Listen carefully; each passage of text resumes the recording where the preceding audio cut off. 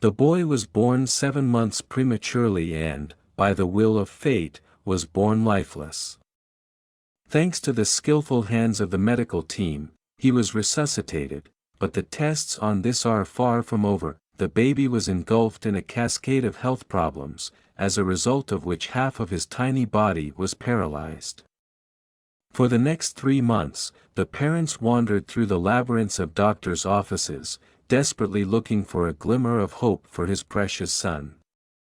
One day, amid a huge sea of medical opinions, they met a neurologist with an unconventional treatment prescription. The doctor, with a stern expression on his face, insisted that they bring a chow chow dog or a Labrador into the house. Confused and indecisive, my friend tried to object, referring to the difficulties of caring for 3 children, one of whom already had serious health problems. The doctor's response was not a simple sentence, it was a firm order. Having decided, the family acquired a 3-month-old black chow chow puppy.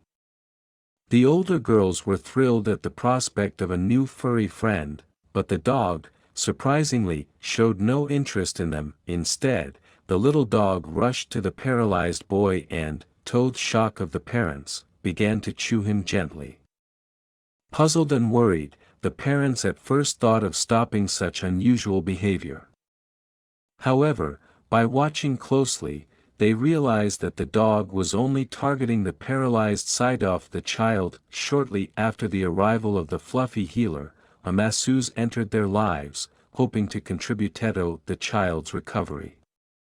To her surprise, she discovered that the baby was given not 1, but 2 massages at the same time, one from her skillful hands, and the other from the gentle touches of a furry companion. Shocked and feeling inadequate, she refused to continue the sessions, saying she could not compete with the miraculous healing touch of a dog. The once immobile and unresponsive child began to show signs of improvement. A month later, the baby, despite everything, stretched with both hands. The dog continued his strange but purposeful actions, moving the child around as if he were taking care of his own puppy. Over time, the paralyzed side, which the dog faithfully focused on, began to regain strength and mobility. The surprised doctors who once painted a grim picture for the family now stood in disbelief as the boy celebrated his first birthday, moving and walking with a resilience that defied medical expectations.